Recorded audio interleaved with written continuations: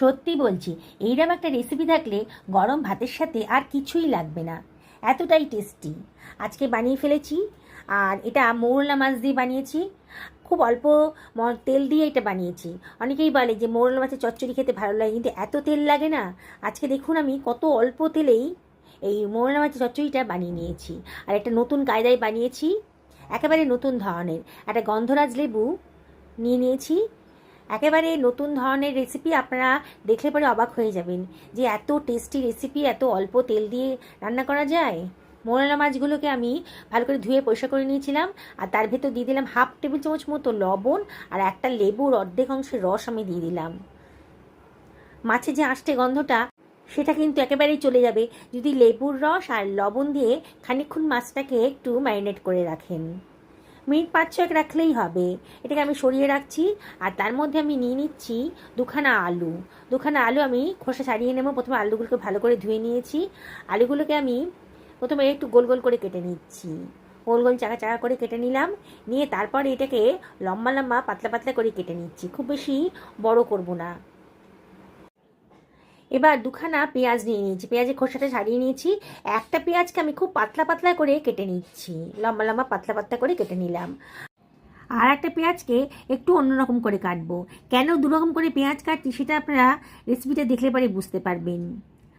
আর একটা পেঁয়াজকে আমি একেবারে ঝিরিঝিরি করে কেটে নিচ্ছি। এটা আপনারা কোনো গ্রেটারের সাহায্যেও গ্রেট করে নিতে পারেন। আমি দুখানা টমেটো নিয়ে নিয়েছি। টমেটোটাকে আমি লম্বা লম্বা করে পাতলা পাতলা করে কেটে নিলাম। একটা ফ্রাইং কড়াই গরম করতে দিয়ে দিয়েছি, তার ভেতর দিয়ে দিলাম 2 টেবিল চামচ সর্ষের তেল। তেলটা যেন বেশ গরম হয়ে গেছে, তখন কেটে রাখা আলুর টুকরোগুলো আমি এই তেলের ভেতর দিয়ে দিচ্ছি। অসম্ভব টেস্টি রেসিপিটা তৈরি হতে চলেছে। রেসিপিটা ভালো লাগলে পরে বন্ধুরা লাইক শেয়ার কমেন্ট করতে কিন্তু ভুলবেন না। সামান্য 1 চিমটা লবণ দিয়ে দিলাম, পরে আবার লবণ দেওয়া যাবে। আর 1 চিমটা হলুদের গুঁড়োও দিয়ে দিলাম, এই 1/4 টেবিল চামচ মতো।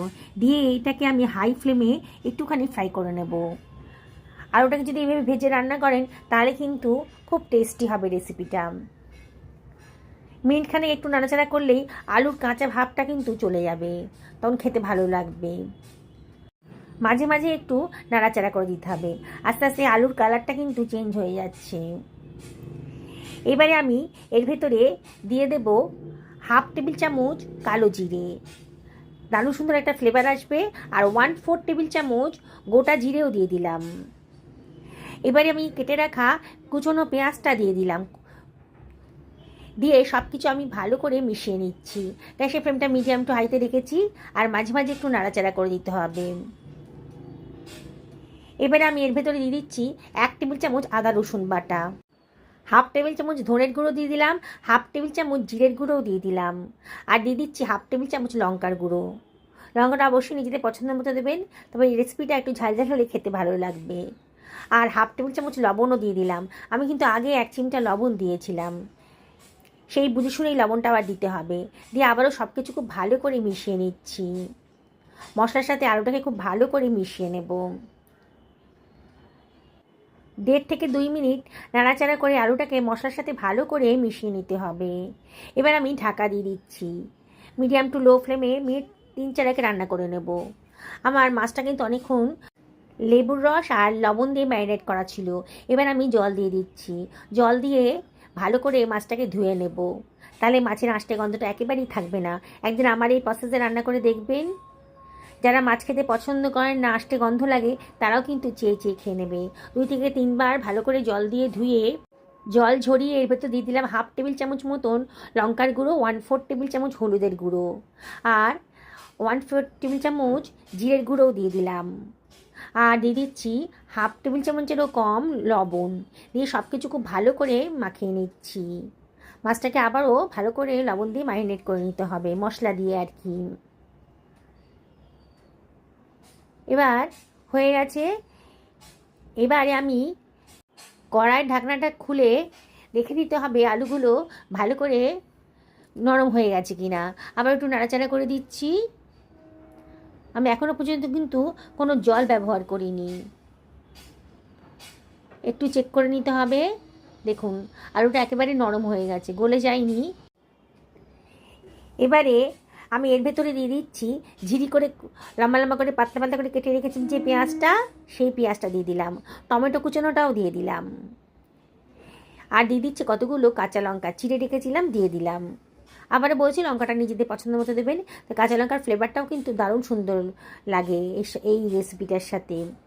আবারও সব কিছু হালকা হাতে ভালো করে মিশিয়ে নিচ্ছি। মিনিট খানেক একটু নাড়াচাড়া করে নিয়ে এবার ম্যারিনেট করে রাখা মৌরলা মাছগুলোকে আমি এর ভেতরে দিয়ে দিচ্ছি। দিয়ে হালকা হাতে সব কিছু ভালো করে মিশিয়ে নেব। দেখছেন তো বন্ধুরা, চচ্চড়ি রান্না হচ্ছে কিন্তু কত অল্প তেলে। আমি কিন্তু 2 টেবিল চামচ তেলেই পুরো চচ্চড়িটা রান্না করে ফেললাম। দারুণ সুন্দর কিন্তু টেস্ট হবে, একেবারে অন্য ধরনের। আপনারা একবার যদি বানিয়ে খান দেখবেন বারে বারে বানাতে ইচ্ছা করছে। নতুন বন্ধুদেরকে রিকোয়েস্ট করবো আমার চ্যানেলটা সাবস্ক্রাইব করার জন্যে। আর যেসব বন্ধুরা ফেসবুক থেকে দেখছেন তাদেরকে রিকোয়েস্ট করব আমার পেজটা ফলো করার জন্যে। খুব হালকা হাতে আমি 1 মিনিট এটাকে নাড়াচাড়া করে নিলাম। এবারে আমি এর ভেতরে দিয়ে দিচ্ছি হাফ বাটি পরিমাণ জল, দিয়ে আবারও হালকা হাতে সব কিছু ভালো করে মিশিয়ে নিচ্ছি। খুব অল্পই জল দিতে হবে যাতে মাছটা সেদ্ধ হয়ে যায়, সেরকমই জল দিতে হবে। এবার এটাকে ঢাকা দিয়ে মিনিট 5-6 একেবারে লো ফ্লেমে রান্না করে নেব। 5 মিনিট বাদে দেখুন আমার গ্রেভিটা কিন্তু ফুটতে শুরু করেছে। আবারও হালকা হাতে সব কিছু ভালো করে মিশিয়ে দিচ্ছি। খুব হালকা হাতে করতে হবে, মাছগুলো যাতে ভেঙে না যায়। এবারে আমি অর্ধেক অংশের গন্ধরাজ লেবুর রস আমি এর ভেতরে দিয়ে দিচ্ছি। অসম্ভব টেস্টি হবে। একবার বানিয়ে না খেলে বুঝতে পারবেন না এর টেস্টটা কতটা সুন্দর হয়েছে। তাই আপনাদেরকে রিকোয়েস্ট করব যে একদিন অবশ্যই বাড়িতে বানিয়ে ফেলুন। আরও টেস্টি করার জন্য আমি এখানে 1 টেবিল চামচেরও কম সর্ষের তেল দিয়ে দিলাম। যদি পছন্দ হয় দেবেন, না হলে এটা বাদ দিয়ে দেবেন। কিন্তু তেলটা দিলে পরে কিন্তু দারুণ সুন্দর একটা টেস্ট আসে। আবারও হালকা হাতে সব কিছু ভালো করে মিশিয়ে নিচ্ছি। আবারও ঢাকা দিয়ে মিনিট খানেক একেবারে লো ফ্লেমে রান্না করে নেব।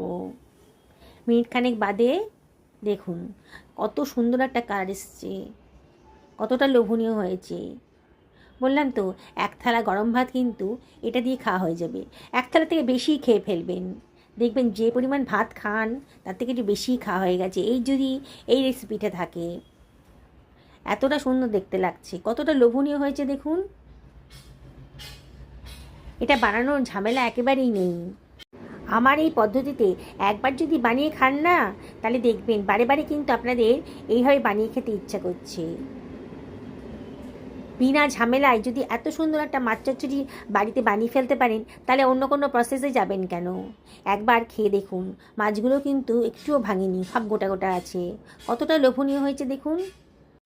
আর শুধু মৌরলা মাছ কেন, যে কোনো ছোটো মাছ এভাবে রান্না করে দেখুন। সুস্থ থাকুন, ভালো থাকুন, নমস্কার নেবেন।